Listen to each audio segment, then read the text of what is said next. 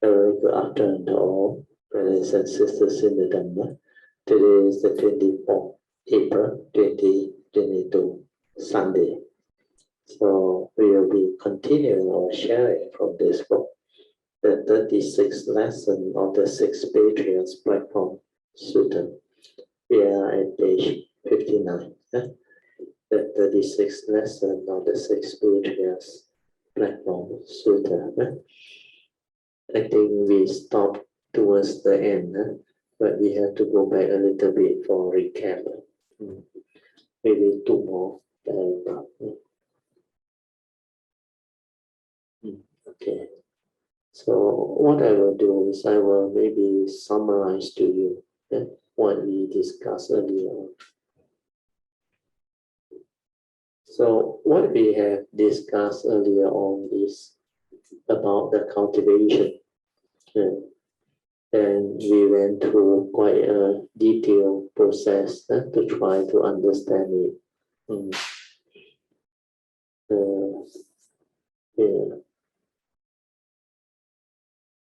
Actually, it's quite a lot. But never mind. I will just summarize to you, it will be easier then. Let's see where should I go back to. Okay, I just run through it quickly maybe.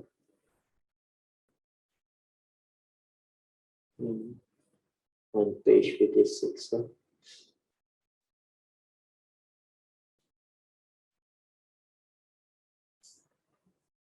Or end of page 55.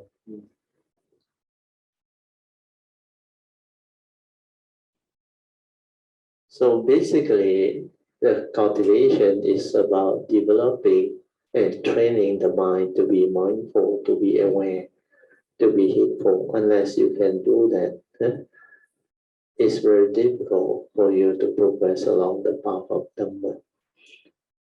So what I shared is I used to emphasize on Dhammapada verse 21, 22, and 23, where it is clearly highlighted by Sakyamuni Buddha that heedfulness is very important. Heedfulness is the path to the deathless, and the heedful never die. Whereas if you don't train your mind, if you are heedless, then heedlessness is the path to the dead. The heedless are as if dead. So this is very clear. That's why I told you,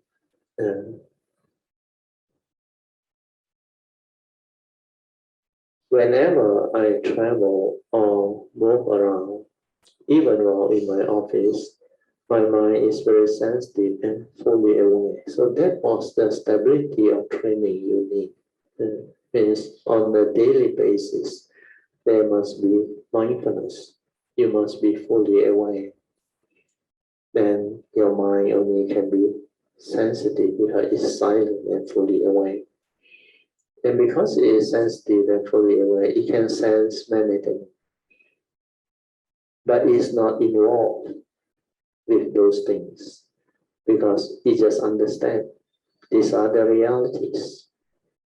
Then you continue with this type of daily mindfulness cultivation or training, we are straightening your views constantly, you will progress much faster than those who just, or compared to those who just go for formal meditation and retreat to experience all those good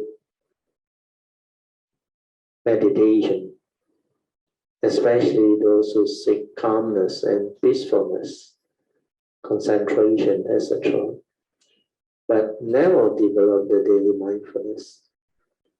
They never contemplate to develop the straightening of their views, to develop the wisdom to cope with life. This one is the most important, to cope with the mundane and the heedless thinking mind, the delusion and the attachment that arise from it. So this part is a very comprehensive training and process. Then if you do that, you will definitely progress a lot faster. where this is the real meditation, daily mindfulness, not just sitting, walking, and the formal meditation type of doing without proper understanding behind. Those are just for those who still have the mental hindrance, and those whose spiritual faculties are not stable yet, to train their mind. That's the reason why they have to do that. They have no choice. They have to anchor their mind to an object of meditation. And these are all thought-based, because it still involves a lot of thought-based noting and doing. So all the methods and techniques, they will fall into this category. Then I move on to explain, have you not suffered enough via your delusion all this while, just like what PG was able to see when he has the mindfulness developed? Do you still want to continue with all this type of gullible thought-based meditation? The moment you come out of this type of meditation retreat, you realize you are back to square one. And very soon you become heedless again. So why can't you see that? Why can't you develop the understanding and remind yourself that I need to be mindful even in the midst of life to be heedful? I need to be aware. I need to have awareness. I need to have all this understanding so that I can cope with life, so that I can cope with the sense experience arising from the six sense doors. Do you know how fast they arise? They arise and pass away very fast. In the midst of life, your mental activity arises and passes away so fast. Sense experience arises and passes away so fast. Hence, without a stable daily mindfulness, leading to heedfulness in daily life, how can you cope with life?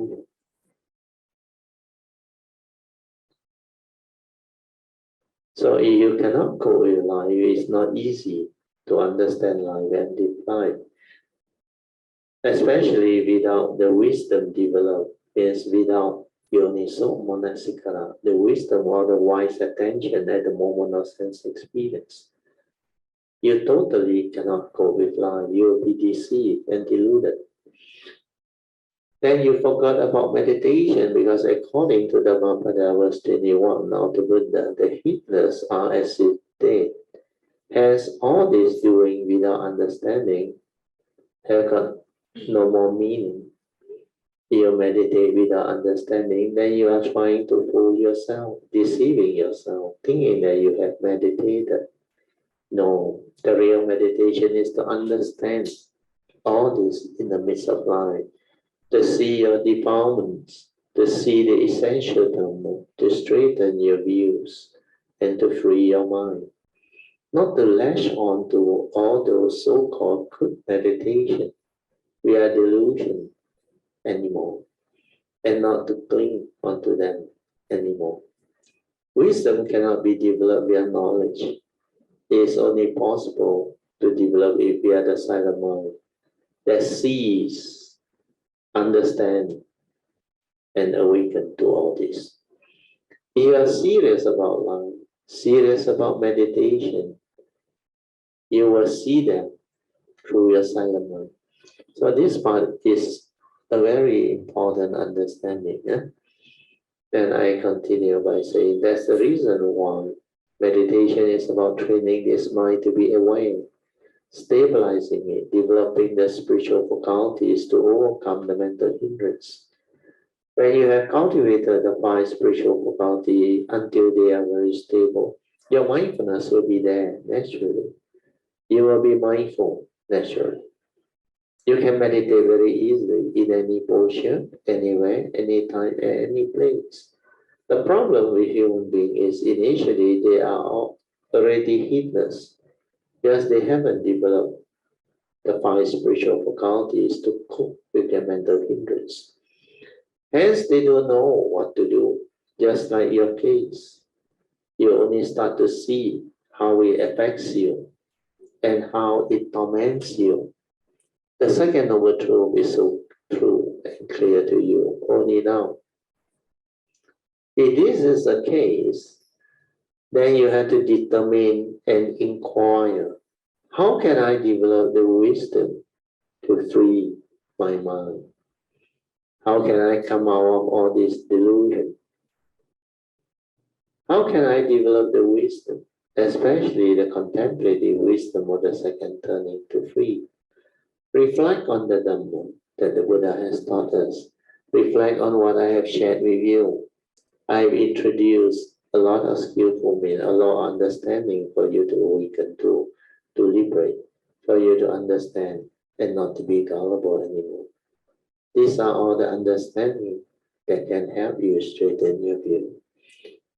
So if you were to look back on all the sharing, you will start to understand why all these essential Dhamma are very important. Especially the 5 daily contemplation, which I have gone through many times, is to let you understand the reality of this form, the first 3 contemplation. This body of mine is of the nature to grow old, get sick and die, 4 years not gone, beyond always sickness and death.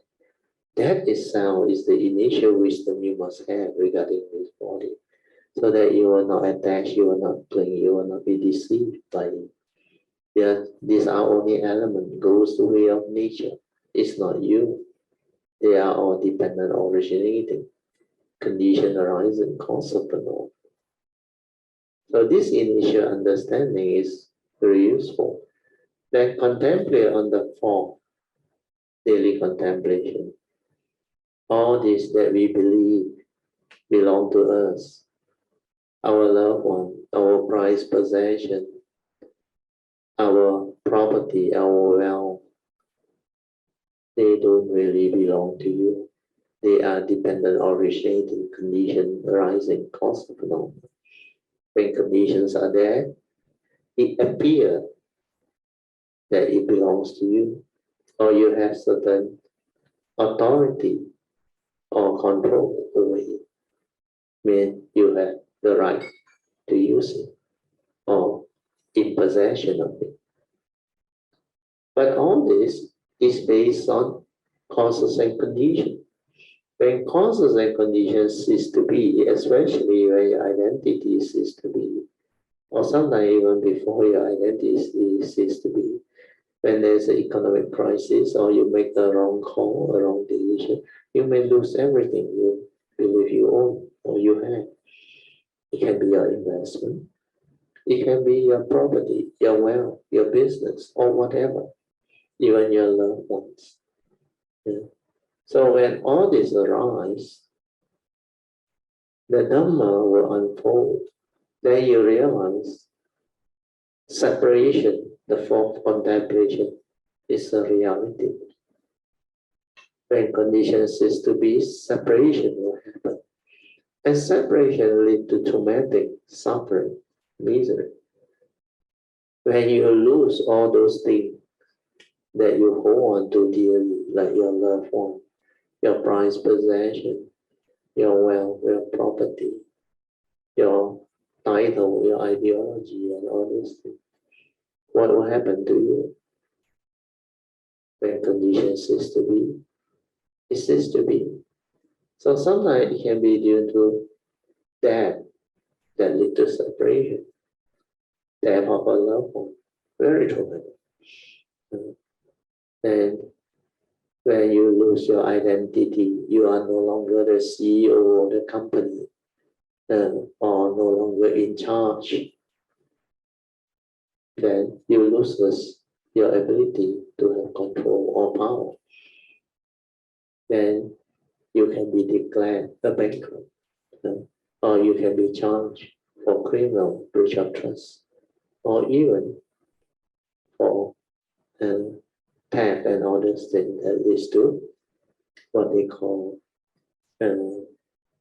crime, criminal type of activity. So all these are the realities of life and existence. So this form contemplation is a very powerful. When you are able to see all this, understand all this, and contemplate into it before it happens, then you have to understand the whole world is not what you think. There is no such thing as a mighty God or whoever who control all this destiny of people. It's plain, bare, nature's law. The nature's law that governs life and existence. And because it is a conditioned world, it has its causes and conditions behind its arising and ceasing. So things arise because of causes and conditions, and things ceases also because causes and conditions ceases to be. So when you understand all this, you see clearly the basis of life, the fundamental characteristics of life. Then you will not be foolish and deluded as to grasp and cling and to hold on to them and become afflicted by them. You can accord and flow with condition. You can accept the realities of what happened because you have fully understood his teaching, his laws that governs life and existence. So the fourth daily contemplation is very powerful. Then there is a fifth daily contemplation. We are all born our karma, heir to our karma, conditioned and supported by our karma. We are what we are because of our karma. So if you understand this, you will take care of karma. And when you take care of karma, karma will take care of your life. And how do we take care of karma? We have to follow the advice of the Buddha to avoid all evil. That is the basis of taking care of karma. Because if you break the precepts, it constitutes major evil. That's why, to avoid all evil, we need to undertake the training rule to keep our precepts. That is the first teaching from the Buddha. And after that, you continue to progress. We are understanding that after you have avoided all evil, you must cultivate wholesomeness, goodness, to arise the good karmic condition for you to be supported throughout your life. Where we are not only born our karma, we inherit everything, and we are conditioned and supported by it, and we are what we are because of it. So cultivating wholesomeness, goodness, virtue, kindness, and merits are very important. This will give rise to causes and conditions to support our life, our existence, whenever we come. So this understanding is so important. And finally, the third advice of the Buddha is to purify your mind. Where according to the Buddha, you may take care of your precept to avoid all evil. Then you can cultivate a lot of wholesomeness to have the good life. But then, while living life, in the midst of living, you can still be tormented, afflicted.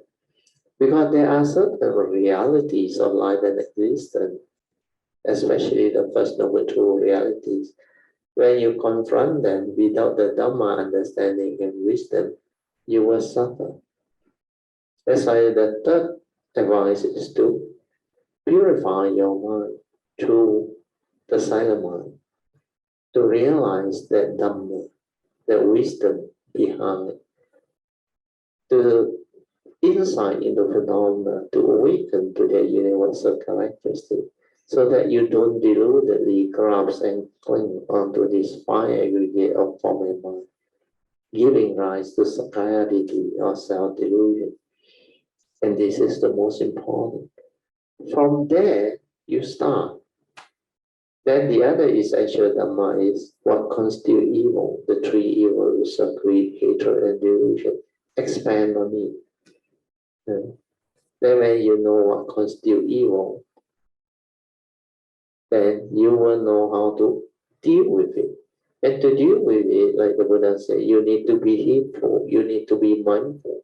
That's why immediately the next training is to train your mind to be aware, to be mindful, to be heedful, so that you can be aware of your mental intention, your mind state. So whenever you arise the mental intention that has the evil roots of greed, hatred, and delusion, they are all wrong thoughts. They constitute evil, make you evil. They are the roots of all evil.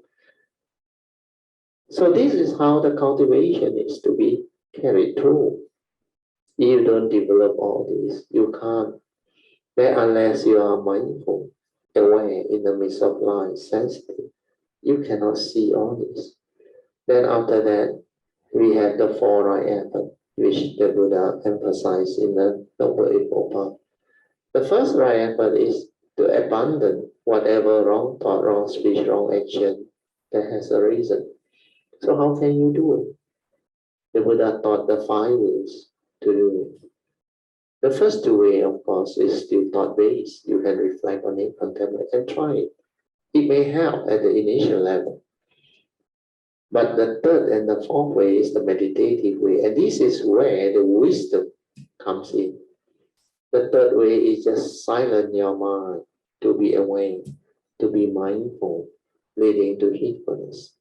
So when you silence your mind to be with that phenomenon or to be with that evil root of greed, hatred, or delusion, which can be fear, craving, desire, or lust, or whatever,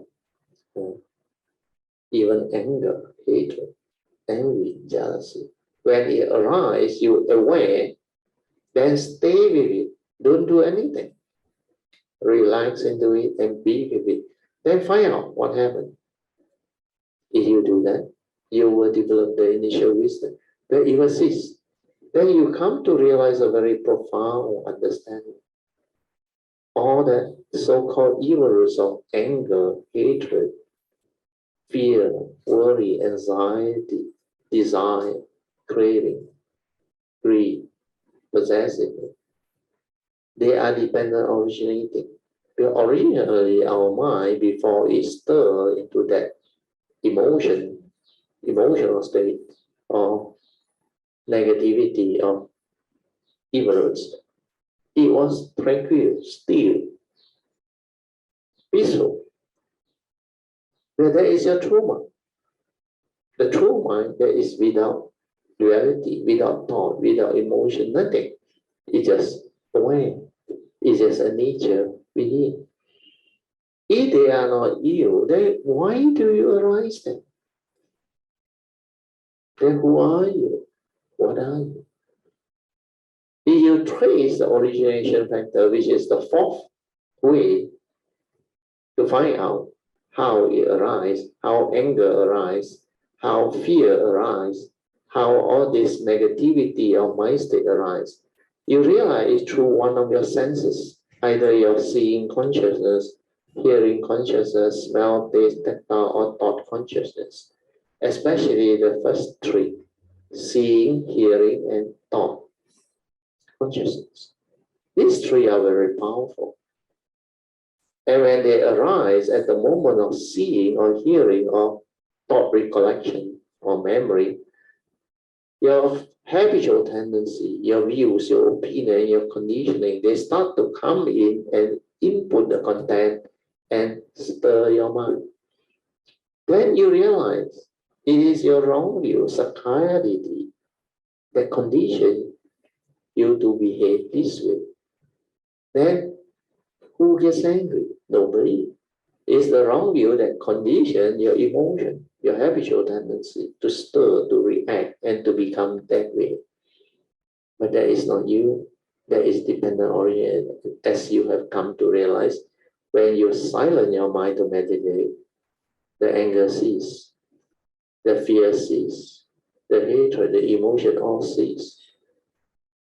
Before the stirring, the mind was tranquil and still, just the awareness nature. That is the mind, the true mind, the silent mind that you're supposed to realize and stay with that. Then just develop the understanding that you only arise a thought when you need to use them. That's why Noble Eightfold Path taught us right thought, Based on right view, you arise the right thought. You don't go arise the wrong thought. Then you start to understand what constitutes wrong thought. Wrong thoughts are thoughts with the evil roots of greed, hatred, and delusion. Means thought that condition your fear, your worry, your anxiety, your sorrow, your lamentation. That does not bring about peacefulness, tranquility, and stillness and awareness within. So whenever you are not peaceful and not happy, the evil roots are there, the wrong thoughts are there.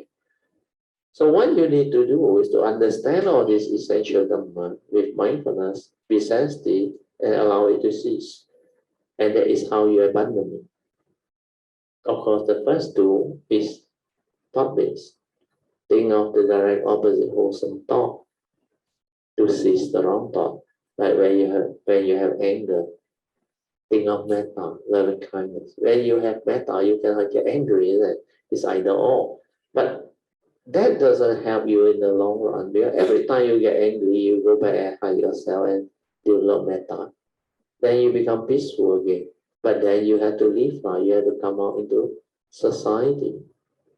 You have to interact with people, society, the environment. Then if your mind is always disturbed by what you see, what you hear, what you smell, what you taste, what you take, how you feel and think, there is no way you can handle life. You will be back to square one. That's why all these understanding are very important. When you start to develop the understanding, then you realize this thought base may not help much, but at least it's the beginning.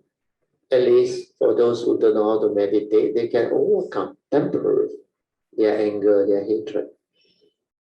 Then the second way is to think of the consequence of holding on to this wrong thought, this anger, this hatred, this delusion. These are evil, make you evil, especially your anger, your envy, your jealousy, your fear, your hatred. If you have that in your mind state,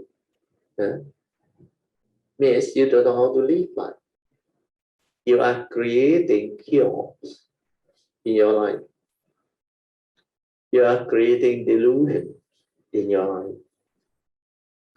So when you understand it, what must you do? You have to abandon it.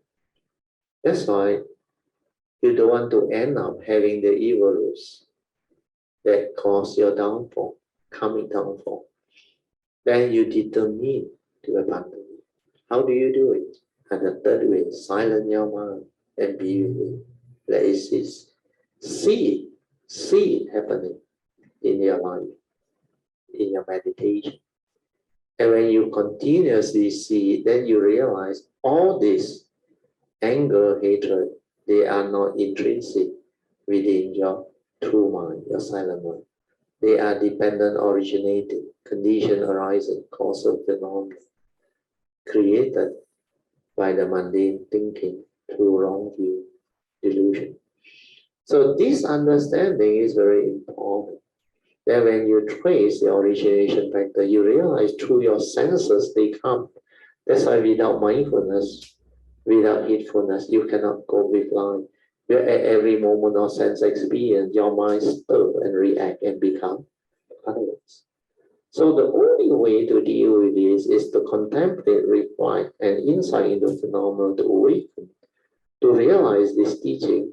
Then at the moment of sense experience, the next time you see, you hear, you smell, or you recall through memory, recollection, your mind will not stir again. Means what? You have straightened your view. You can accept the reality of the moment. Thing is just the way it is. Condition like that, things will be like that. The world is the world. People are just the way they are. And this one must stabilize. Then only you can find more and more tranquility and peace within your daily life. Then only you can start to change for the better. Okay, now we go back to the sharing. Then you can understand a lot of things already. I used to advise you as follows. Whenever you are not peaceful and not happy, the mental hindrance are there, the evils are there. This is how you check. or defilement, you will come to realize that you have been holding on to all these likes and dislikes, pleasant and unpleasant reaction of mind or sense experience all the while. That's why most of the time you are not peaceful, you are heedless. You react to sense experience, you think a lot. You find it so difficult even to sleep, to fall asleep. So to sleep also you have difficulties. But now at least you can see that these are the causes of suffering. Is your delusion, sakkayaditthi that condition you to attach, cling and hold and react to sense experience. So at least now you can see that these are the cause of suffering. Then when you relate it to the Dhamma, you will understand. No wonder the Buddha says, Sabbe Sankara Anicca, all of mental activity or thinking leads to suffering. And why did the Buddha say Sabbe Sankara Anicca? Why did he say they are all impermanent? As I explained, you have to reflect and contemplate until you understand. Sankhara are mental activities, and they arise and they pass away, they come and they go. That's why they are impermanent. They are conditioned arising, dependent originating, cause of normal. But based on your views and opinion, they arise. Wrong view creates wrong thought. You have to understand what constitutes wrong thoughts. Only then can you determine to arise the right effort to abandon them. But these are evil thoughts, wrong thoughts that are unfit for attention, according to the Sabba Asavak Sutra. Thought that have the evil roots of greed, hatred, and delusion. Thought that condition your fear, worry, anxiety, sorrow, and lamentation. Thoughts that lead to affliction, misery, suffering. Whereas what are right thoughts? Thoughts that are fit for attention. And what are they? The thought about the essential Dhamma, the Noble Truth, especially the Four Noble Truths and its three turning. When you think those thoughts, it will be free of all the evil roots. And all these are right thoughts, wholesome thoughts, benevolent thoughts. That's why they are conducive for the good life, for the virtuous mind to arise, for wholesomeness to arise. So all this is very important. So thoughts that are fit for attention must be Dhamma related, especially the Four Noble Truths and its three turning, the essential Dhamma, the meditative thought. Then things that you have to endure, you have to endure, like precepts, which you have to endure. That's why we undertake the training rule to abstain. Means to abstain from killing, causing harm to fellow living beings, stealing, misappropriating, cheating, and also partake intoxicant, lying, etc. All this you have to restrain. When condition is harsh, you have to endure. You have to endure. Dangerous situation, you have to avoid. You have to avoid. For some defilement, you have to overcome them through wisdom. You have to reflect and contemplate and develop the understanding to straighten your view, means to insight into the three universal characteristics. When you have the ability to see what constitutes evil and wrong thought, then you can arise the right effort to abandon them straight away. We are using the 5 ways as taught by the Buddha, which I have already explained. The first 2 ways are thought-based. Then the third way is meditative, followed by the fourth way, which is wisdom way. After you have the ability to abandon them, you can arise the right effort to prevent them from arising the next time. And this is a very critical stage of cultivation. Once you have the initial wisdom, universal manasikara develop, then only you can arise a second right effort to abandon, to not only have the ability to abandon the wrong thought, but you can also arise the right effort to prevent them from arising. So this ability to prevent them from arising need wisdom, yoniso manasikara, at the moment of sense experience. So the moment you hear or see, you will know the habitual tendency, your own way of reaction to sense experience. They will come again. Then you can use your understanding, your initial wisdom, yoniso manasikara, to stop it. We are saying enough. You have caused me enough suffering before. That evil cease to be. The defilement move with the same pattern. You just need to be aware and you will understand. Just like what happened to Sister Alicia after 16 years of severe depression. She just came out of it after having this understanding. There is no need for any medication or to visit the psychiatrist anymore. After that, every time the thought arises, and try to condition her into negativity, to let her think the old way, the negative way, she will just say, enough, then finish. You have tormented me for so long, that's it, enough. That is so stupid of me, she will say. She can do it now because of her new understanding. And this is where we finish off the last time. So hopefully this recap is a good summary. Go back and listen to it, it will help you in your cultivation. Then the final product of this cultivation is very important. Now I will read to you. Later on, when you start to cultivate more of this right thought, wholesome thought, love, metta, born of right view, this will be the new way of life, the new way of living life, the hateful way, the wholesome and righteous way. That's how it transforms you, personality-wise, character-wise, understanding-wise. This training will help you decondition your heedless thinking, your habitual tendency, and do away with all the wrong thought. Later on, you don't need to have the right effort to abandon the wrong thought anymore or prevent them from arising anymore, because you will be always cultivating the right effort to arise the right thought.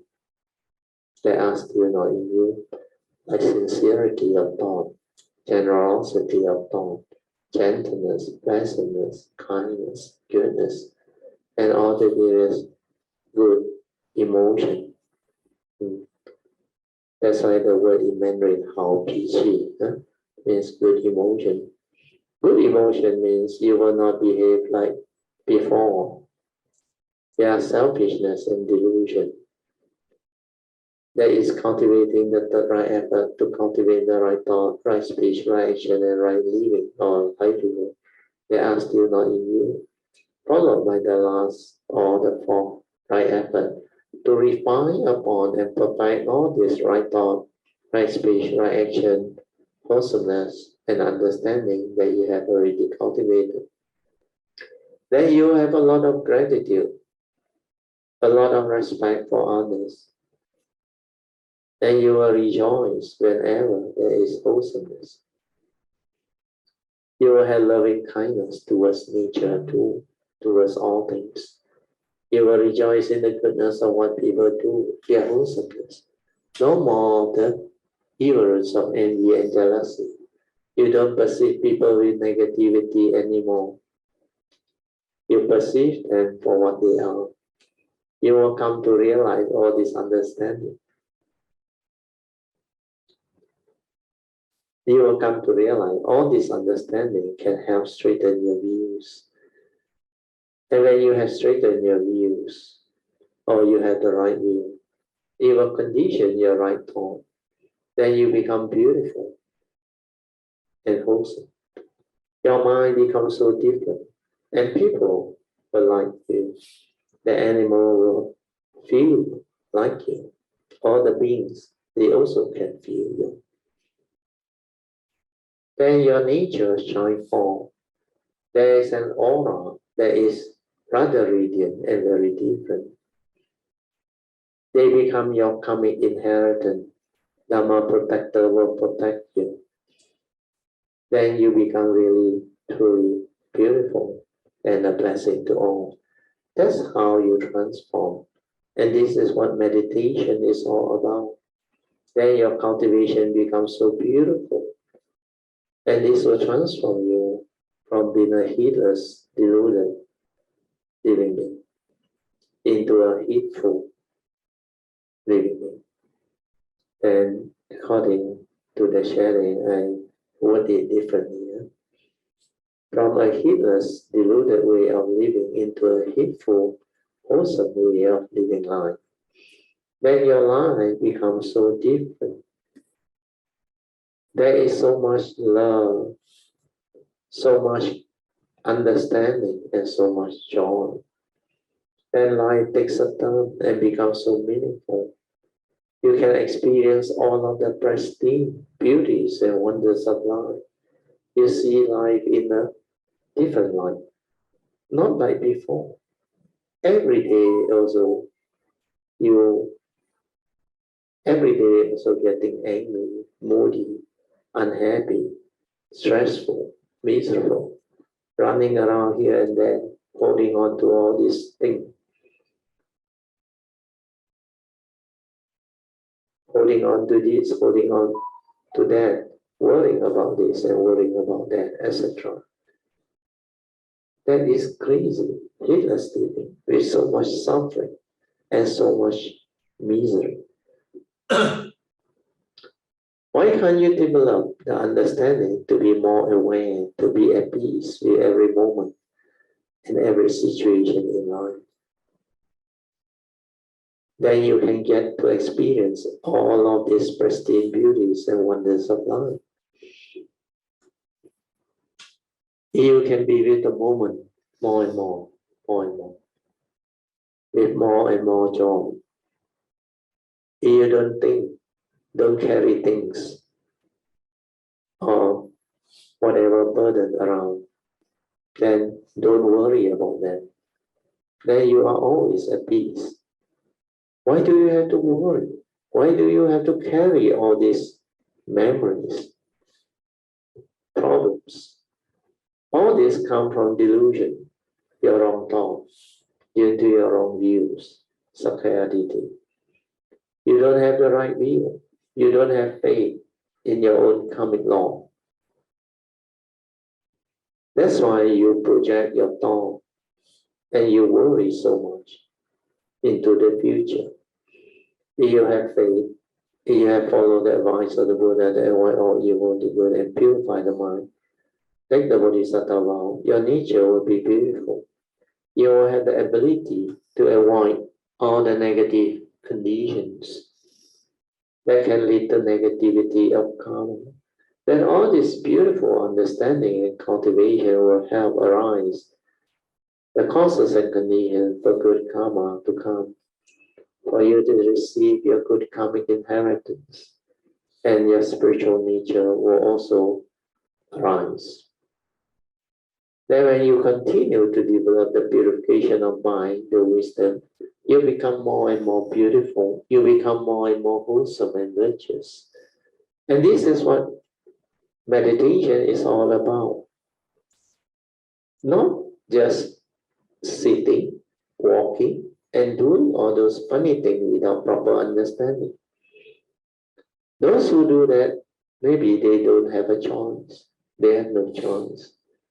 But to do them, because they have not trained their mind, they don't have the spiritual faculties. They don't understand this very important point that they still think what they have been doing all this while is meditation.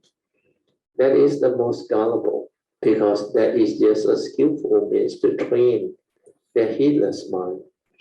But most of them don't understand all this, and instead go into energy field. They are focusing and concentrating their mind. That's why they cannot progress. They get trapped. We are clinging onto the peacefulness and the calmness of mind. All this peacefulness, calmness, and stillness of mind will come when you have the correct understanding to meditate, because these are byproducts of meditation. But there are two types of meditation. You go into energy field, then it is samatha bhavana, and you develop all the calmness and peace. That is also one way to get it. The other one is the wisdom way. We are vipassana insight. You just silence your mind and allow it to develop the understanding. This is a very peaceful and harmonious way. The calmness and stillness, the quietness come from understanding, come from a free mind that does not hold and cling because of the understanding. That's why you cultivate the wisdom way. There is this upekkha or equanimity, enlightenment, born of wisdom, as opposed to the other one. That one, you have to be in the energy field, which is a conditioned state to be peaceful, calm, and still. But the defilements, which are the anusaya, the mental hindrance, latent tendency, they are still inside, not rooted out as yet, because they are all suppressed by the energy field generated to make the mind still. That one cannot cope with life. That one cannot understand life. That one cannot live life. That's the reason why when you understand these two differences, you will not be gullible anymore. You will not be doing all those thought-based meditation anymore. You will just know what to do, what is important, what is essential. You need to train the mind, train it. You need to build up the spiritual faculty, build them up, and be patient. They have a good religious routine, develop daily mindfulness, and I can assure you, you will definitely progress very fast. Then contemplate and straighten your views. This is what meditation is all about. Okay? We should thank Sister PG for asking the good question and providing the good condition for this beautiful sharing to be possible. Sadhu, sadhu, sadhu. Then a little bit more, and continue. We still have 2 minutes. Do you all have any questions? Pass the mic to our sister. Today's recording, I hope it is in order. The Dhamma share can help many people. Then the question was by Sister Chi. She asked, well, dear, it's actually not a question. I would like to share my experience. That day, I think, is a Tuesday class. After I listened to its recording about the consciousness, I don't quite understand yet. I try to listen. So during the night, I was in deep sleep, and my mind like awakened. It's not with full clarity, but it is good enough for me to be aware of my body. I don't call it a body, where it's like white foam. It's just the awareness of it, full of vibration. Then when the mind tries to understand the concept of the body, it starts to arise. And then I felt the vibration again. Then it continued for 1 or 2 minutes. Then it went back. Then I answered her. I said, very, very good. Sadhu. I rejoice. When you really meditate with understanding, it becomes this way. You can see the mindfulness is good. That's why she can feel her whole bodily vibration. And there is no words or concept of a body. Because when you are in that state of awareness, you can feel the whole thing. But there is no words, no concept, no mundane mind. Then when she tries to understand, that's when the thought tries to come in and relate it. Then she saw how the creation, how the solidity come back. That's what meditation is all about. That is what the mind is all about. When you are fully aware, you will understand that the true mind and the mundane mind are so different. The moment perception arises, the aggregate of mind arises, and the mundane mind arises. That's why she saw. And this is what meditation is all about. And this is how you develop understanding and wisdom. This is how beautiful it can be. That's why I rejoice with the progress. Sadhu, sadhu, sadhu. There I read on. Continue with your cultivation to develop the training further. Do not be complacent, otherwise you can lose it. So this is meditation. That's why I say you must have faith. You must have a simple mind. Listen attentively and give it a try. Have an open mind. When you contemplate and reflect and come to a realization that what I have shared with you regarding those thought-based meditation, they do, is so true. That is, they will not lead them anywhere. Then you will no longer be gullible. Otherwise, you can still be wasting a lot of time, a lot of your precious time, year in and year out. Sometimes for 30 years, 40 years, doing the same thing.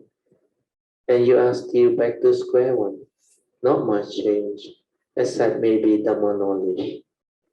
Wise.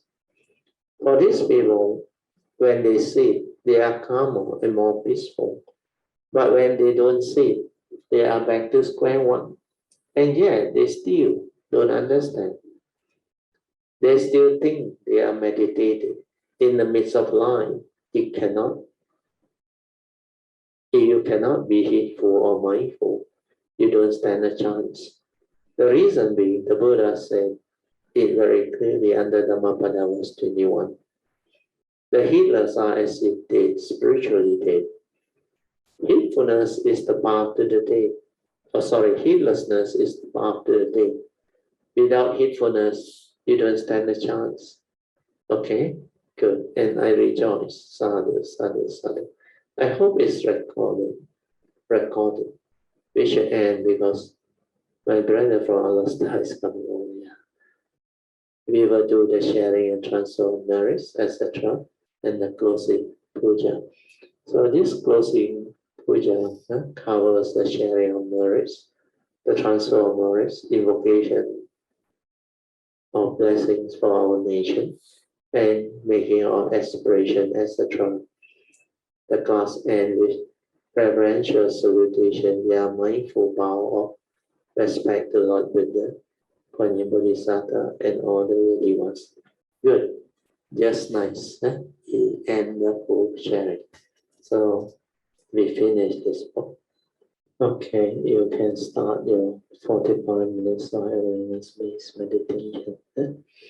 Always remember, you are here to train your mind to be aware. So just follow the instruction to develop this training. The four support, especially the first three, are very important. First support is to relax into every mind state that arises. Relax your entire body and mind. Relax. Be at ease. When you relax your body, I think it's easy to understand. Make sure you feel very relaxed. Make it like you are at rest, at ease. No worry, no tension, nothing. No need to think.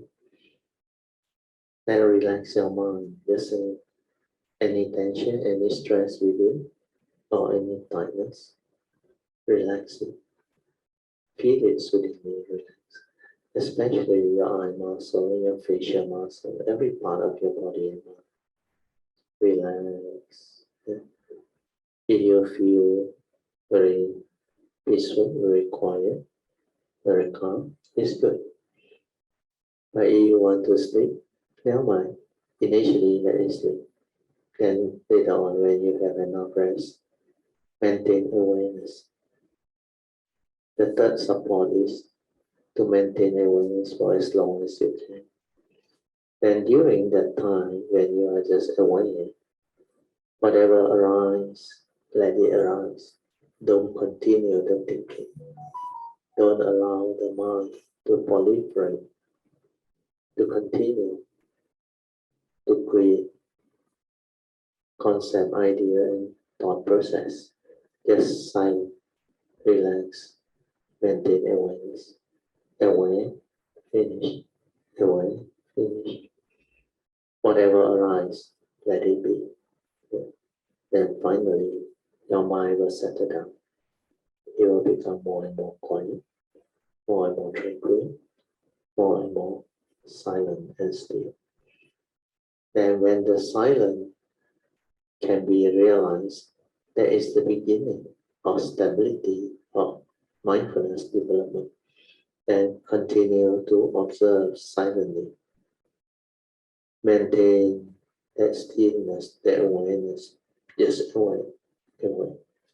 If you are tired, need to rest, need to sleep, then let it sleep. Chances are you will hear your own snoring the first moment when it snores. The awareness is there.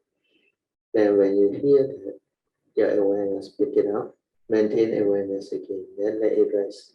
So initially you can be going through this intermittent relaxed state of like want to fall asleep or do something to the conscious or the subconscious. Never mind, let it be. And when you are tired and you have nothing to do, most people find it very difficult to even come to this stage of rest.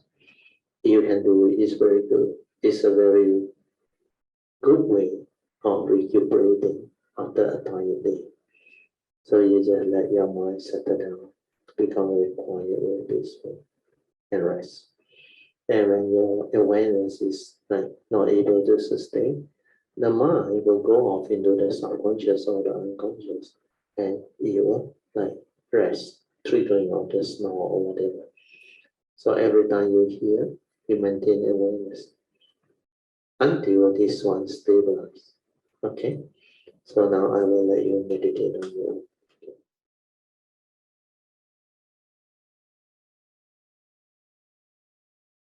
Okay. You all can slowly, mindfully come out of the meditation. Then we shall continue with the second session. Second session is meditation reporting, followed by whatever question you may have. Good afternoon, Brother Teo, Mrs. Teo, Yeah, and all class. yes. Yeah. Okay. Sorry. Brother Teo will be a short one because I got a guest over here. Oh, no problem. No problem. Okay, this especially Brother Teo talking about these chapters where Sister Chin asked, Yeah.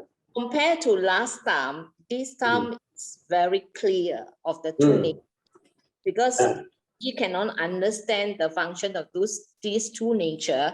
Yeah. Very hard for us to comprehend or to understand. Yeah.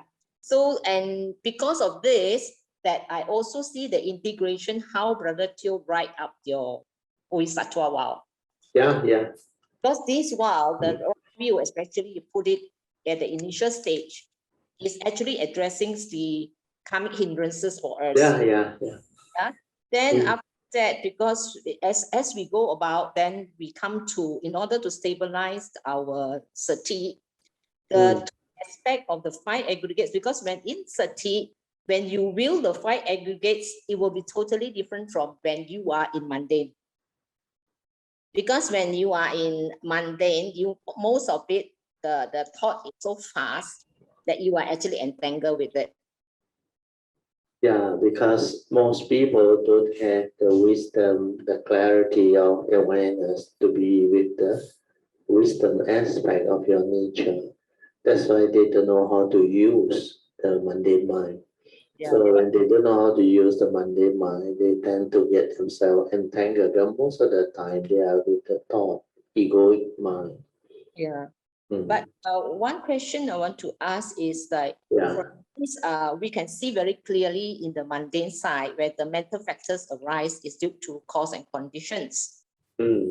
Sometimes when we cultivate we also notice that sometimes it comes from nowhere. You don't have the condition to arise, but there is such, it also arises. So can Raju explain this part? It depends on how you understand it. It's okay. Yeah, I think I know how you arise the question. Because for you, at the moment, you are still not very clear about that nature and the form and mind. Because once that nature and the form and mind has been established clearly, then all this will not arise. Your question arises because you believe sometime without condition thing arise. So this one is coming from the thought again.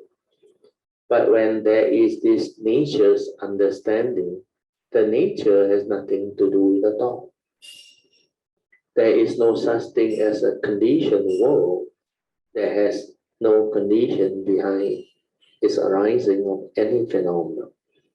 Whatever phenomena that arise within the conditioned world, there are causes and conditions. It's whether the nature understand or not.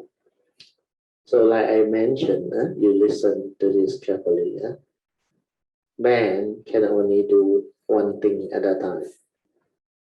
Means either you are with your nature in full awareness, or you are lost in thought with the mundane mind. Preoccupied with what the thought is thinking or moving with.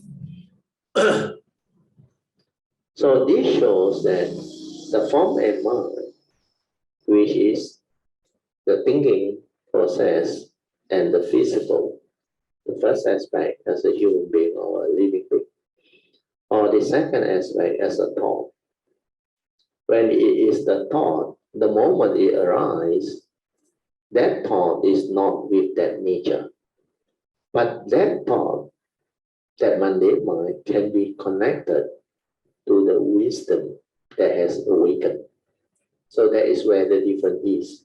So the enlightened one who understands the nature, the wisdom is connected to the mundane mind. That's why this mundane mind, because of that wisdom and the understanding and the awakening, is no longer clueless. That's why it can manifest differently. There is no grasping, no clinging, no delusion. Then it can understand clearly what is going on. Then the question that you try to ask will not arise because that one is from the thought, is still from the thought. You mentioned that sometimes there is no condition behind a manifestation. This is completely not within the understanding of that nature. Because when you are in the conditioned world, everything within the conditioned world is condition arising, causal phenomenon. There must be something arising before it can manifest. Even the arising of thought, there must be avijja for it to arise. But because the form and mind of an enlightened being who has the wisdom connected, that arising of thought is non-grasping. It can be a pure thought. That's why thought can still arise. So the difference is whether that nature that has the understanding awakened through the form and mind is connected or not. If it's connected, then the form and mind become different. The form and mind will understand the whole movement within the condition arising world. Everything that manifests because of that wisdom connected. But before the wisdom connected, it will appear like you mentioned just now. Sometimes there is condition, sometimes there is no condition. But that is what the thought will tell you and manifest. And to live life with that wisdom connected is not easy. That is the third phase of Dhamma, Pativeda. So that one need to be stabilized before you have the clear understanding and the full understanding. Then your question will be different. Yeah? Hopefully this can help you, Steve. Yeah, thank you, Brother. Yeah. Yeah. So Okay. you have to slowly go back and develop the stability of the awareness nature within, where that stability is the starting point of higher cultivation. And when the stability arrives, it needs to go through a process of transformation, awakening, and stability of understanding before that yoniso manasikara or that wisdom stabilizes. Then it becomes a part of you. Then that one need to be connected. Then only the full understanding can arise. Otherwise, it's not easy to distinguish between the two. But the two are very close. One is the nature, one is the mundane mind. And most people are in the state of the conscious mind and the mundane mind. They are hardly with that nature. And that is how it becomes very difficult for cultivator to understand. So if you try to develop the understanding before the stability or wisdom arise or the awakening arise, then this thing will lead to what follows, means the thought will give rise to this type of so-called understanding, but it's not really the true understanding. Where the thought has that characteristic or the way it gives rise to, we call it idea. Idea means not something that is the truth. It is just an idea. Means you're not sure what that thing is. That's why Krishnamurti call it an idea. So an idea comes from the mundane mind, from the thought process. Whereas the wisdom that arises from that nature that has insight into phenomena is not an idea. It manifests the truth that it has realized. The truth that it has realized is beyond thought, beyond mind. That's why there is no confusion, and you will see very clearly, and you will know very clearly everything that arises. There are causes and conditions behind. It cannot be otherwise, unless you are with that nature. That nature is unconditioned. That's why you cannot talk about Nirvana is the unconditioned. When the form and mind completely cease, even the pure awareness also no more there. Then that whole thing is without any description, thought process, or duality, or whatever. That's why in the Tao, Lao Tzu, the opening statement is also the same. Tao ke Tao, Fei Chang Tao. So whatever that can be understood or known, that is not the true Tao. But nothing is apart from the Tao. The Tao that can be spoken, talked about, or described is not the true Tao. So that meaning is very, very profound, very deep. And that can only arise from a truly enlightened being that has penetrated the nature and realized the unconditioned. That's why this unconditioned that is being realized is, a lot of people describe it as 不生不灭.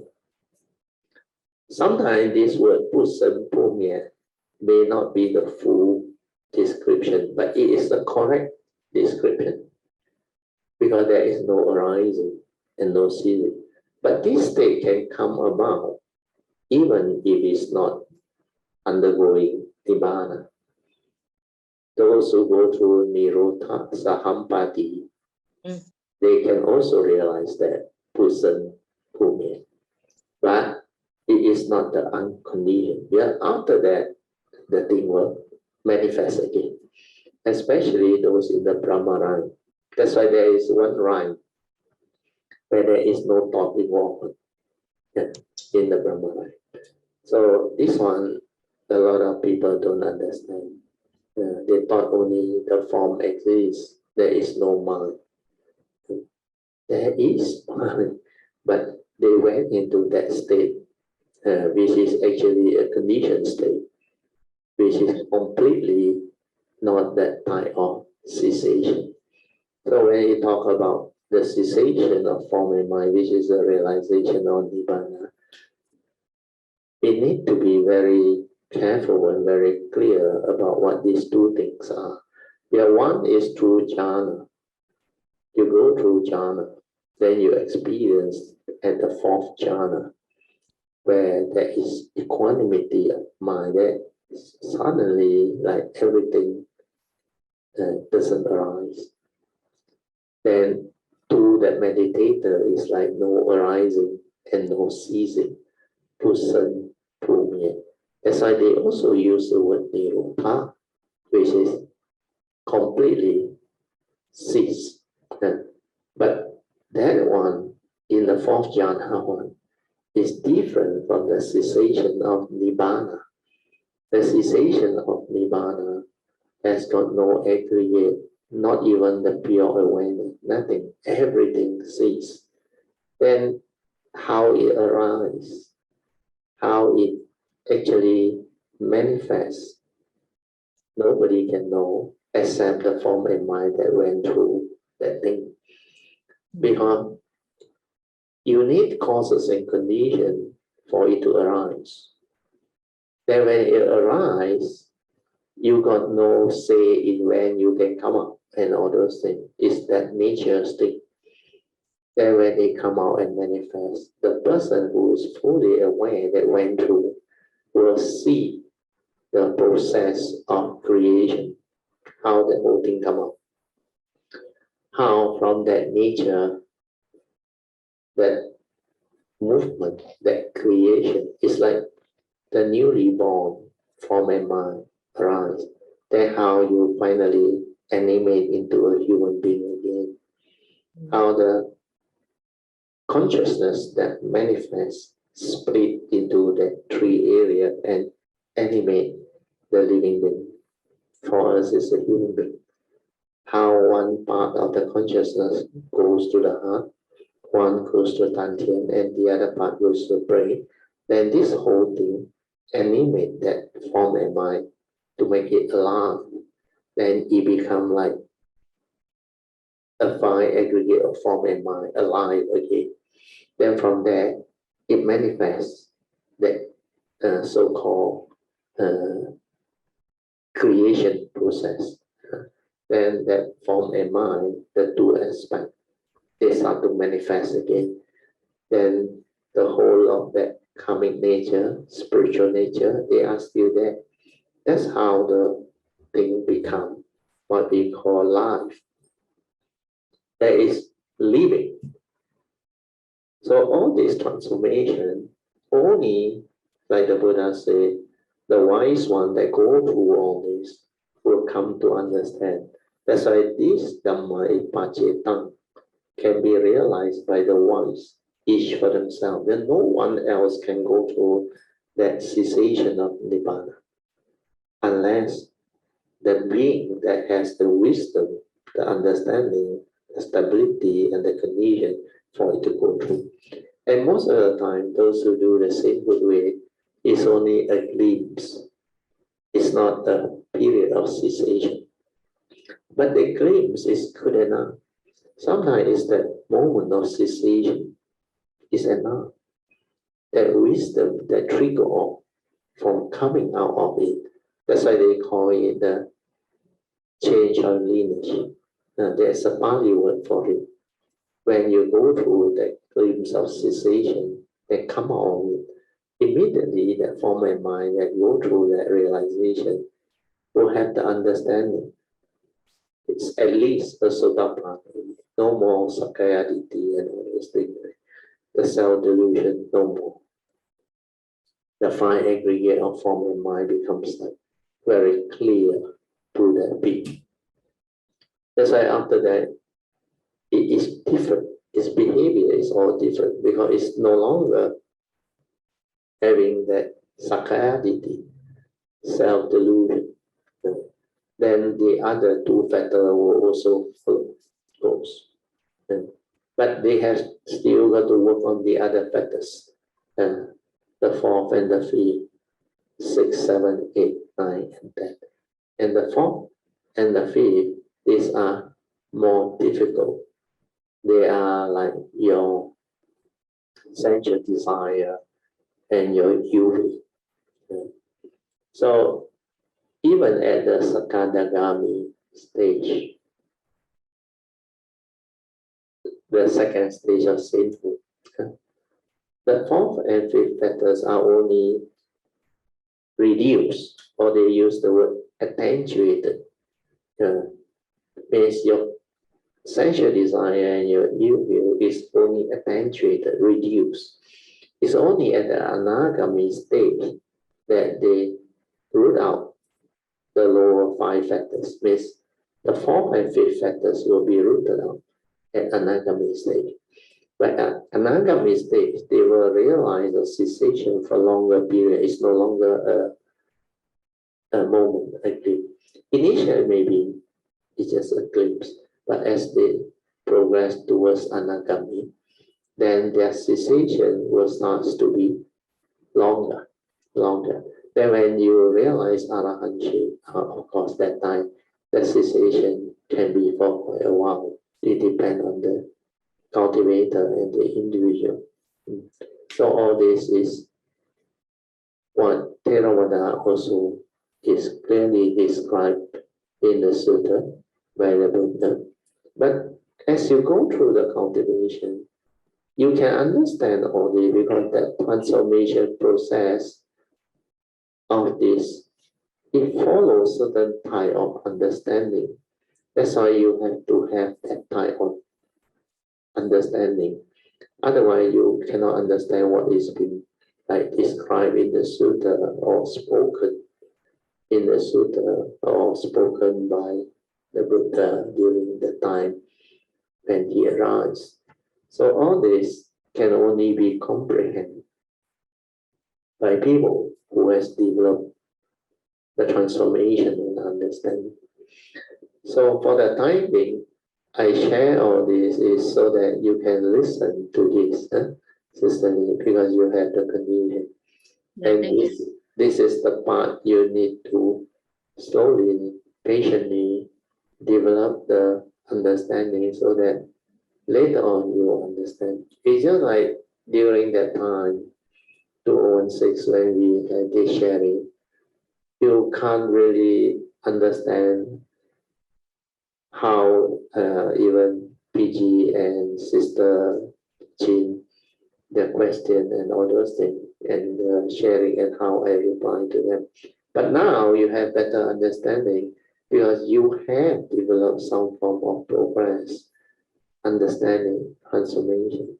But based on the way you ask your question, by nature will know you have not had the clear, complete understanding of that two nature yet. Because that one is not easy. That one take a while. So don't worry. Just let things be. Then listen again. Then don't go and look for it. Diligently continue to stabilize your awareness, stabilize your cultivation, and let your mindfulness become more and more stable, more and more clear.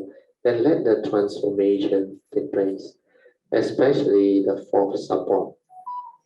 You have to develop the stability of daily mindfulness, then allow that nature to go through that fourth support, which is trust that nature to do. That one, you have to go in to do for longer period. Then as you come out of it, as you develop more and more understanding, it is going to take a while, that process. Then you reply and contemplate. Then suddenly, one day, that nature will develop the understanding. Then when it develops the understanding, is very different. The understanding transforms the consciousness completely. The form and mind become so different that you will understand what these things are. Okay? Thank you, Raju. Yeah, sounded. We'll listen again. Yeah.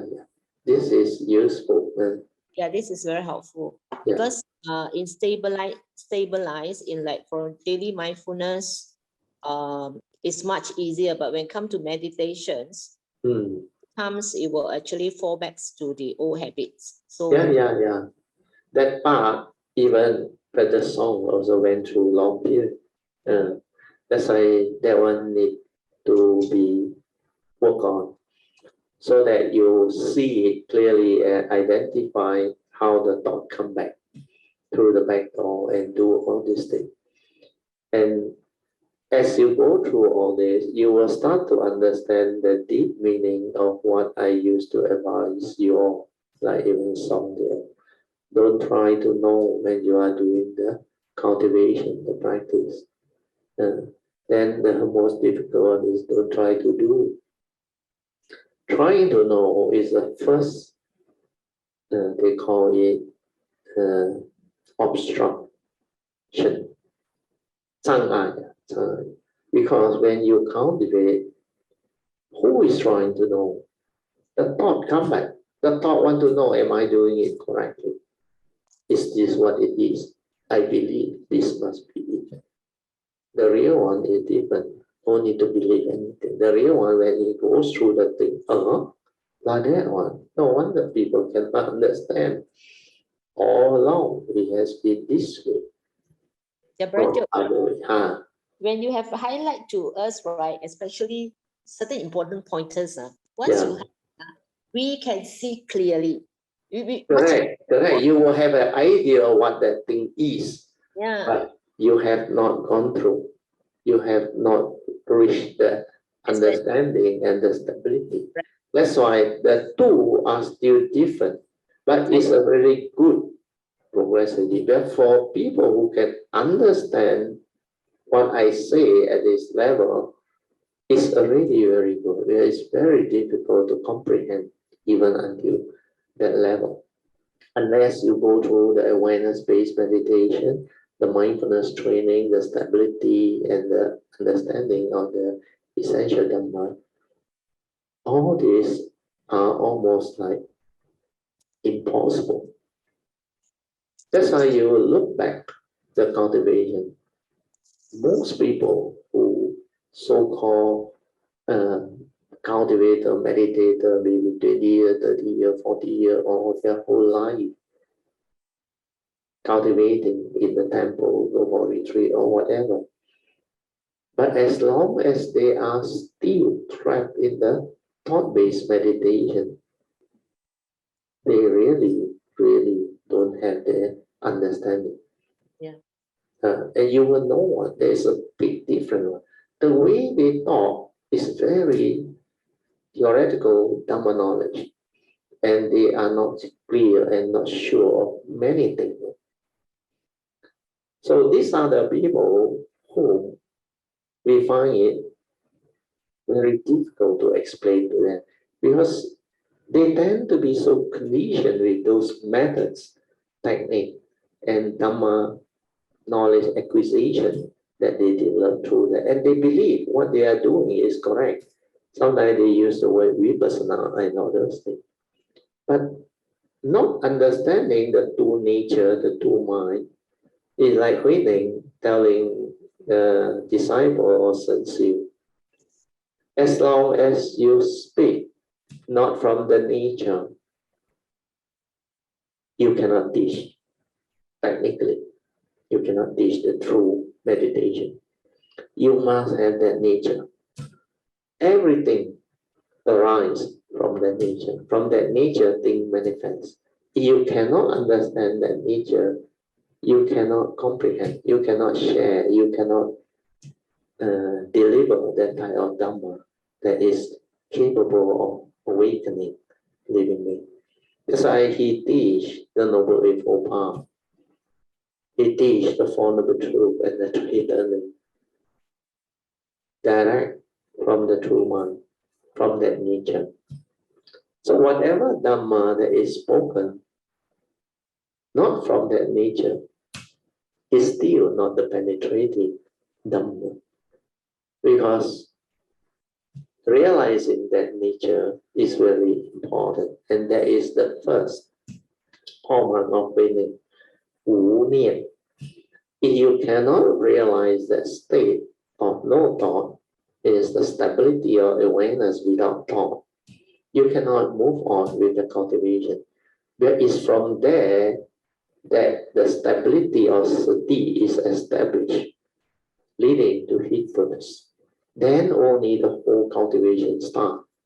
Then only the true manifestation of this daily mindfulness, leading to heedfulness throughout the day. Then you will start to understand all the Dhammapada saying that the Buddha actually proclaimed. Mind is the forerunner of all things. Mind is chief.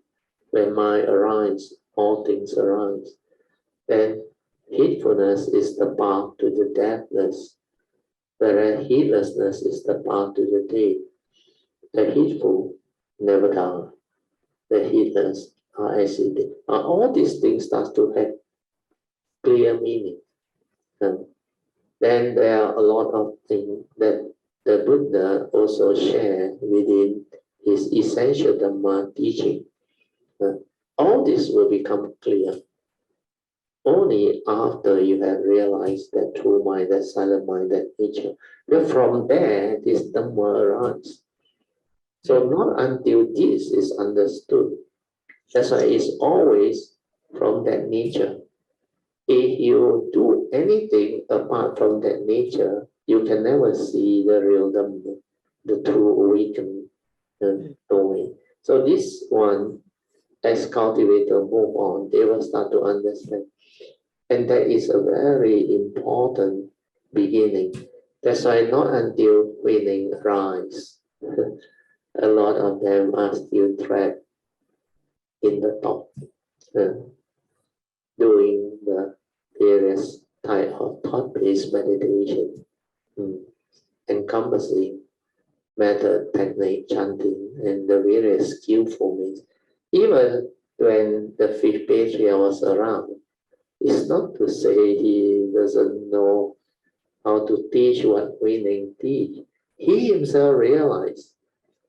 But for one to have the parami like winning to teach that way is very rare. Very rare. Because that three hallmark that winning realized is so penetrating that he is almost as complete as a Sammasambuddha, his understanding and his cultivation. That's why he is very unique. So because of that, winning the three hallmark, for you to break free from the first hallmark of no thought, Wu Nian, leading to the awakening of Wu Xiang, that one is very difficult, very profound, very deep. So Wu Xiang, no mark of a self cultivating, no mark of others, no mark of Dhamma, no mark of whatever that arises. That one is a very profound perfection of wisdom. Then after that has been broken free, the mundane mind still need to collapse. If the mundane mind don't collapse, means you don't go through the false support to do trust until the mundane mind collapse. The last support or the last hallmark, not support, the last hallmark, Wuju, without dwelling, the mind that has no dwelling. cannot arise. That type of cultivation can only be developed by great beings and beyond. Otherwise, it can't be understood. So all this is not easy. So for the fifth patriarch and those few before, if you read through the history or the historical record that is recorded in the Mahayana Sutra, you will come to know even Bodhidharma, when he comes, he cannot teach direct. He has to send in all the teaching first through the sutra and all those things, then get it transferred to China. Then from there, he gave the prediction and the hint and all that. All this will follow. Then the subsequent patriarch who come, they will know. They had to wait till the sixth patriarch before the whole thing flower into, they call it the five petals. Then Mahayana take off, flourish and all this. So all this, as you develop the stability or understanding, you will start to link the teaching and the understanding. Then you will start to understand all this. That's why unless you have all this understanding, training, and past, it's not easy for people to have that type of understanding. So when it comes to cultivation, you need to look at it from a very different perspective. That's why my nature, when it came in the early days, it knew. That's why at the age of 1971, I was only 17 years old. And I contemplated, like I looked at the sky, the star system, the universe. And I couldn't understand. Then deep inside the nature say, you must meditate to understand. That's why I don't even know what is meditation. But I knew my nature was deep, and I knew I must meditate. And then, not until my nature connect after 1989, I cannot understand all this. I cannot.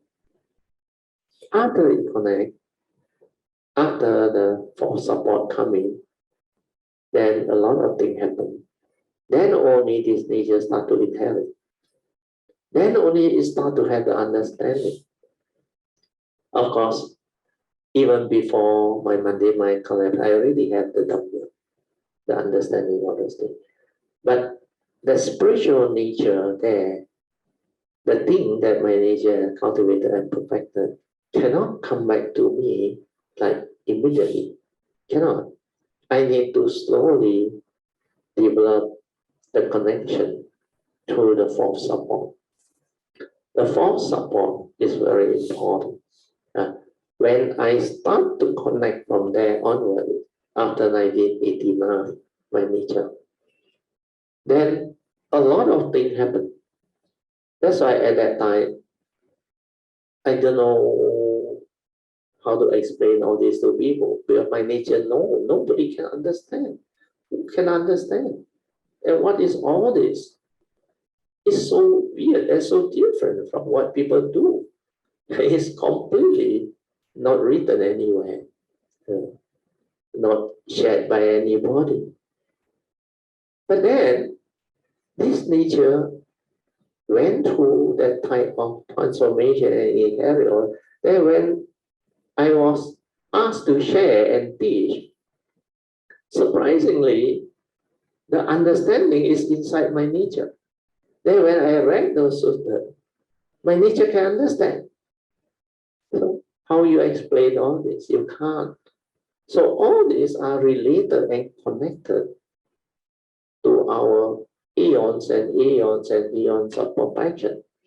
So unless you have them and you have gone through them, it's not easy for living beings to have this understanding. So I may have shared a lot of things with you all until maybe a very advanced stage.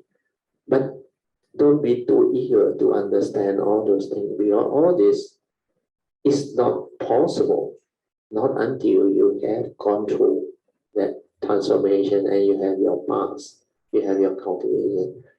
But it's good enough for you to have certain understanding. When you hear them, it's no longer like last time. You can actually do that type of understanding or contemplation, because you look back when I started that time, when I shared, you all just came. Practically, you all cannot get what I want to share. You cannot follow, you cannot fathom. Like in the Hokkien dialect, they say, cash no balls. Well, you don't know what this thing is. But as we go through all the various sharing, the transcript, the recording, the retreat, and even the sharing of that Wu Bing Jing Se area. In fact, the sharing at Wu Bing Jing Se helped a lot. The Heart Sutra, especially after you started to give the causes and conditions to write the short notes, then my nature knew something is finding its way out. That's why the book came out. And after the book came out, the retreat format became easier. And I used to tell you all the essential Dhamma for the sainthood way, they are all there already in the Heart Sutra. So the rest are the Bodhisattva vow, which appear later, I think after the year 2014 or 15, forgot already, when Pamasuri made that request, and many Kalyanamitta wrote to me. So that time, my nature also knew, because I was requested by Maitreya to share all this. So the first part I did already, actually, after 2004, I started that sharing.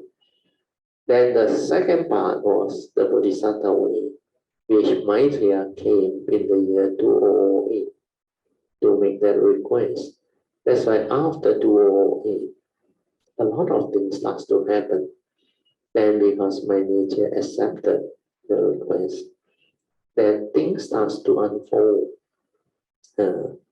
The first batch, the condition.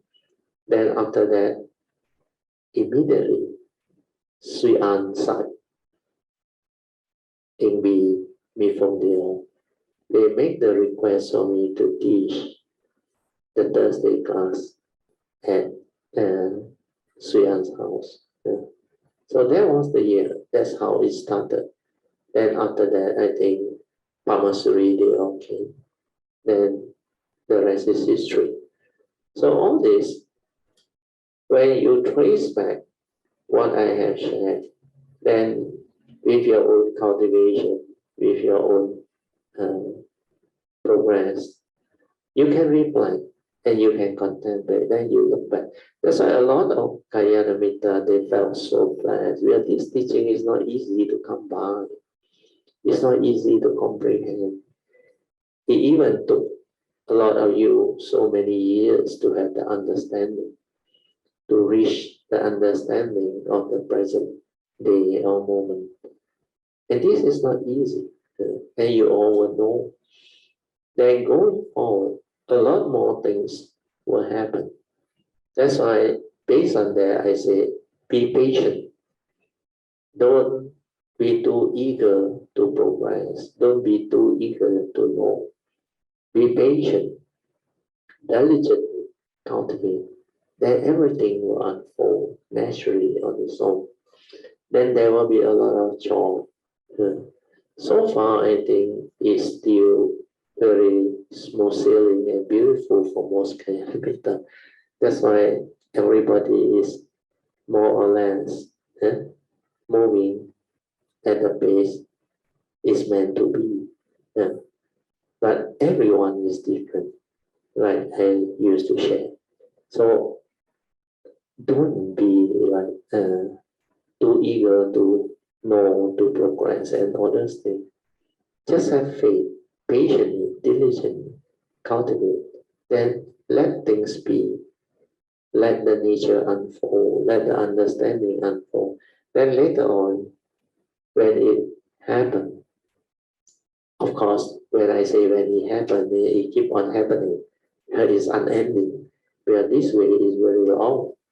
So if you have the faith, the understanding, and you diligently persevere and do all this, like a lot of Prayamita, they know a lot of things has happened as they progress, the transformation, the understanding, the way they understand life, the way they live life, and their transformation of the cultivation process is like something that they can realize themselves. No need to have doubt and question. But this is the way it is. Nature is such. Dhamma is such. It has to be this way. It can't be otherwise. That's why it's Pacetang.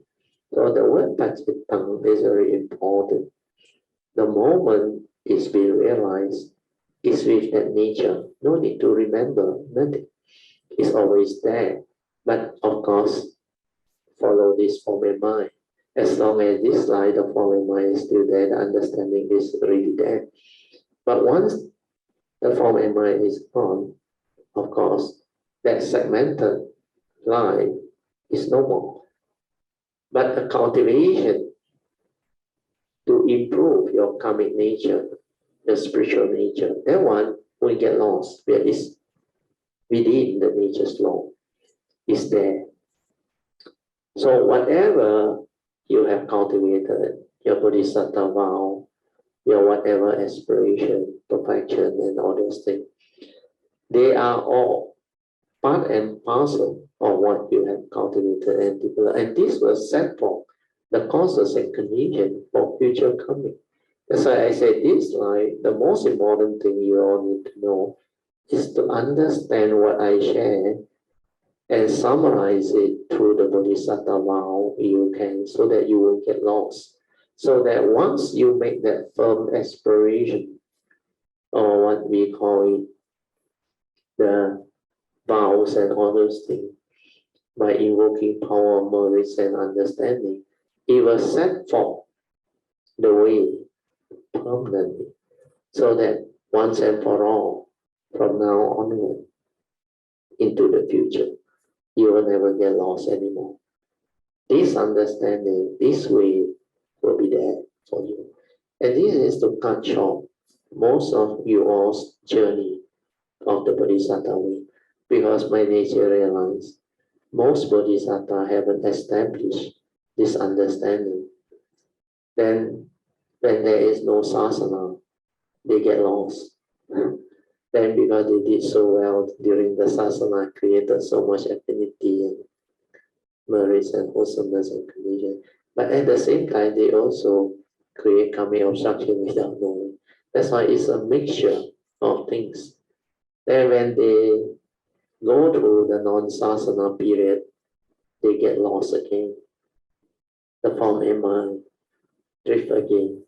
Then you have to wait for a long, long period before you encounter the next asana, before there is condition to actually become cultivated again, to go through all this, like what most of you had this time.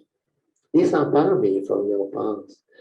It's not by accident, but you have to have them. But to have them, like the Sutra's opening verse say, so rare is this condition to have this type of teaching. And when you have it, you must go all out to understand it and make firm aspiration to continue having this understanding, so that life after life, whenever you arise or choose to arise, this understanding will follow your form and mind. Then you will not get lost. Then whether sasana or non-sasana, the cultivation will be there, the understanding will be there. And this way of cultivation will be there.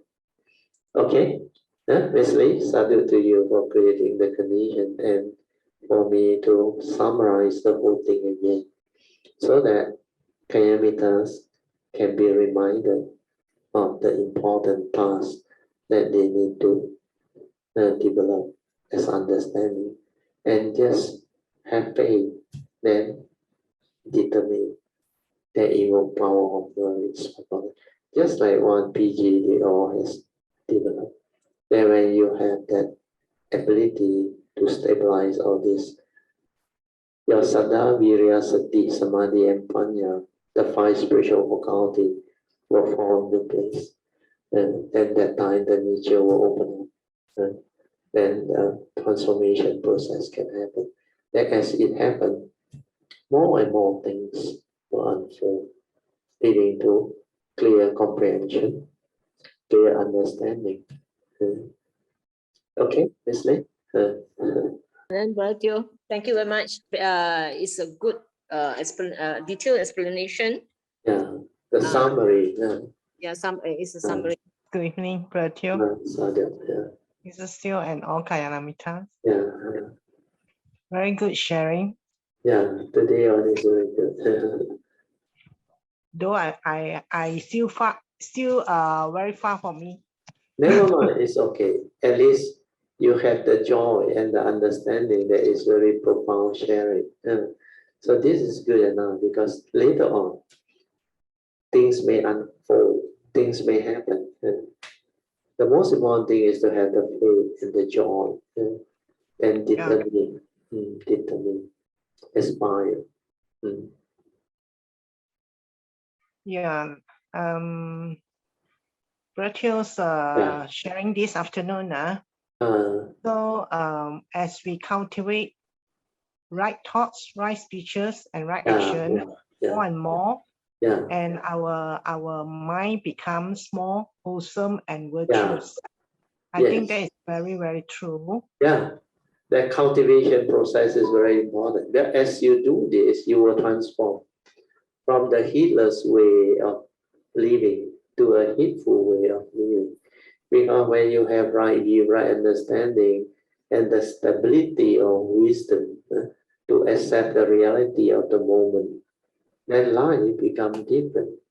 Then you realize your life becomes very simple, like not much effort required, stress-free, and most of the time you are at peace. Then like there is nothing in the world that can trouble you anymore. Things is just the way it is. Condition like that, things will like that. So everything you can just accord and flow. Then the whole nature will unfold, and the Dhamma, with the understanding, will transform the individual. That's why this cultivation, although it takes a while, and it needs a lot of sincerity, perseverance, and faith, but it will come, it will happen. Then when, as it happens, initially is to see clearly the importance of this message, then go into the cultivation, means follow the advice of the Buddha, then develop the cultivation, means train the mind to be aware, to be mindful. After you have the essential Dhamma, then after that, like you say, the four right effort, one by one they will come in. Then to abandon unwholesome thought, you need the 5 ways. So mainly the third and the fourth way. So all this take a while. Then to complete the cultivation of the Eightfold Path, you have to arise the third right effort and the fourth right effort to constantly cultivate the Noble Eightfold Path. And this Noble Eightfold Path cultivation takes a while. It involves 8 major path factors that need to be developed. Very good. At least you can follow up to that part. Not bad. Yeah, is we are more aware and peace whenever when we encounter situation. any situation in life. Yes. Yeah. And that also remind me of the few incidents that happened. That has happened. That all this wholesome mind state that transform in me without me. I mean, sometimes realizing it, you know. Yeah. When you realize it, it can help you. Well, it can come back to actually give you support instead of getting yourself entangled again. That's why you will come to know things that are fit for attention. You pay attention, means to the teaching, to the Four Noble Truths, the three turning, the essential Dhamma. Then things that are unfit for attention, that give rise to the evil roots, negativity of thought process, that one you straight away should be able to realize it and nip it in the bud and move on. Because if you continue to hold on to it, you become afflicted, miserable, unhappy. Yeah. So this transformation process will make you sensitive. The moment your mind senses the lack of peace and joy and happiness, then you know the evil roots are there, the wrong thoughts are there. Then these are thoughts that is unfit for attention, like the situation you have gone through recently, the few occasions. Then you realize initially this habitual thing, they still come back and haunt you. But at least you have a lot of restraint maybe. You are not like last time become very like reactive and emotional, no more. But you still got entangled for a while. But it is the process of cultivation, the path that one has to walk through, to experience, to go through, to understand. Then slowly, from there you learn, then you reflect, contemplate, then you improve, and you come out of it, so that in future you will know how to tackle all this type of happening or situation. Then as you develop more and more stability or understanding, you transform on your own character-wise. They call it your virtue, your understanding. They become different and they make you different. So from the earlier habitual way of living, you start to like become different. Then you start to unfold more and more goodness, more and more wholesomeness, more and more like understanding to accept whatever that arises. And that phase is the most beautiful. But when you start to have that mind that can accept and be at peace, then you realize life become much more easy, much more like conducive for you to have the better life. No longer that agitated, unhappy mind states. They no longer manifest so often like before. Then of course, the acceptance of what happened is very profound and very important. And that one take a while. Most people cannot go through that process because they tend to like, how come I'm like that? How come my life is like that? Because the law of karma is such. We reap what we sow. Do good begets good, do evil begets evil. The past is already over, gone. We can't change. So moment to moment life passes by, whatever that is been done in the past will unfold and manifest. So as it manifests and unfolds, you need to have the wisdom to come to terms with this reality, then do what you have to do to move on, to improve, and to transform your karmic nature, leading to more and more understanding and wisdom to transform your future karma. And then the evolution of that form of mind, the consciousness, will take its course and become something more beautiful. Okay, Kelsey? Hopefully that can help you. Yeah. These are more important, more useful, more tangible. Then you move at your own pace. Whatever, like you say, maybe you still far from what we discussed. But like I say, what we discuss are very advanced cultivation. So be patient, no need to hurry, the time will come. As long as now you have the whatever understanding, the joy is very important, then the faith is very important. What is important is the joy, the faith that actually motivate the cultivator to progress, to move on. And you move at your own pace. Everyone is different, like I said.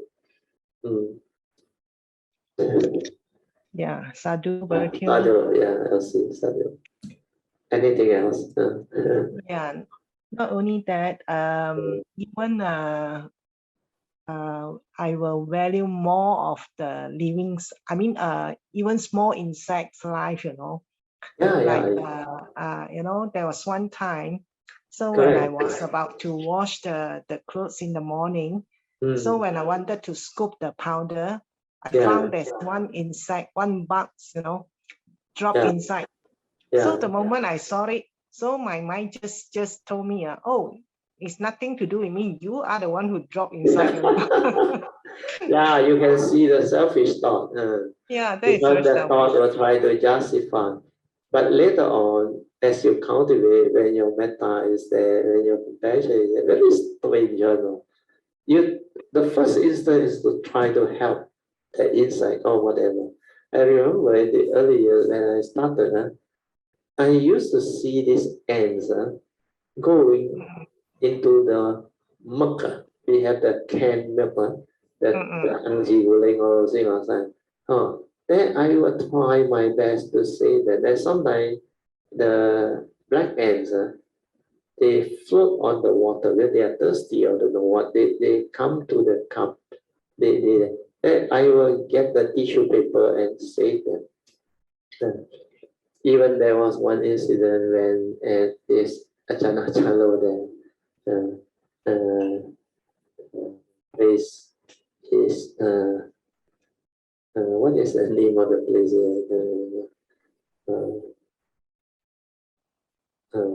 Achana Chalo there. What is the monastery's name? Anandagiri. Yeah, I suddenly cannot remember. I remember at one of the spiritual training there. We were actually preparing a Dana offering because it was co-sponsored by our Malaysian side. Then, as we are about to start off the Pindapat, the monks were getting ready to come. Then we were at the table where all the offerings were there. Then that time, I think the devotee only start to come in, not the many. Then I remember I was there. Then there were some flies. These are big below, the big flies. Then one of them got stuck in the curry sauce, the wing or cannot fly. Then I knew. So straight away, what I did was I looked for the tissue paper. Then I managed to get the tissue paper. Then I put the tissue paper in and managed to save the fly out. Hey, you know what happened? Huh? The first thing that fly did was like he can sense my metta, and he immediately tried to fly to my hand. He feel very safe at my hand there. Then I just continue to use the dry part of the tissue to clean up the fly. Then after a while, I think he realized he can fly already. And then silently I said, you can go. And then he flew off. So you can develop that type of ability because the mind naturally will do it. Then this fly, he can sense your vibration. then he know he stay with me, it will be very safe for the fly. That's why all this can happen. It's not only the fly, there are other insects too. So when you have that mind, it's different. Even the mosquito, I remember in the early days of my cultivation, because the mind has all this metta and all this thing, then it just repeat. Then I realized they don't disturb me. Then even if they sometimes come here and they try to have some blood or what, I just allow them to take. Because it's like, actually blood donation, you donate a lot more. So to feed one mosquito is okay. But I realized they seldom bite me or suck my blood. I don't know why. Unless it's at certain places where the mosquito are very wow. I remember there was one incident when I went back to our stop many years ago, my brother's house, my eldest brother's house, together with my sister-in-law. So we were there. Then that time, the Kada, paddy farmer place, there were a lot of this paddy field type of mosquito. Oh, my sister-in-law already warned me and my brother warned me. These mosquitoes are very fierce. Oh, they really bite on and they are really painful. Then it was near New Year. That time also very hot. Didn't rain for quite a long while. So that time my metta strong. Then I had the number too. Then I just smile and enjoy. Then I started radiating metta and saying pure wish. Then I make a pure wish. I say, if possible, while I'm here, is for the 2-3 days when I'm there for the New Year. May the mosquito don't disturb us in this house. And I say, if there are causes and conditions, if it's for the good of the many, let the rain fall. Suddenly, for no reason, thunder. Then my sister-in-law was so excited. Huh? Low hall, is it? Rain. Then really it started to fall. Then that 2-3 days when I was there, my sister-in-law and my brother was saying, how come so strange? This few nights, 2-3 nights, no mosquito, nothing. So sometimes a lot of things can happen, unfold, and manifest. But you must believe in the Dhamma. You must believe in the mind that has this ability to cause things to arise and to transform nature. So these are all based on nature's form. It's nothing to do with psychic or magic or what. No, it's your understanding. You have that nature, you have the understanding, if the condition falls in place, that it can manifest. But don't be greedy and think that, oh, you have that every time you want it. Sorry, this thing doesn't work this way. It's only when you want to understand certain things, when they are possible in religion, then this thing will show it to you and manifest. That is like, you are like very blessed and all these things like tend to go your way. Then that's good enough. That is the Dhamma that you need to give you faith, to give you understanding that nature is the way it is. Meant to be will be. So everything will be very clear and it will unfold. So don't worry, I'll say. So things can change and become better. So sadhu to you. What I'm trying to tell is at first the selfish thought, just appeared when I saw the But later on, I thought I just ignore it, but my heart just doesn't allow me to do that, you know. So I went back, you know, So I just one small move, little move. So I scoop it out and then just free the bugs, you know. Oh, that's good. So then my heart felt so so happy, you know. Yeah, by there this is one joy. small move that I was joy. like save Another life. a life. There is joy, yes. And these things are the karmic inheritance that your nature will receive. In future, people will help you, will save you in a similar way. That's why all these are nature's condition. Very good. Sadhu. Yeah, that's all. Okay, good. Sadhu. Let us rejoice with a good sharing between Isley and Elsie. Let us rejoice. Sadhu, sadhu, sadhu. Okay, you all can now pay respect mindfully to Lord Buddha, Kanye Bodhisattva, and all the worthy ones. Then we will end the whole Zoom session.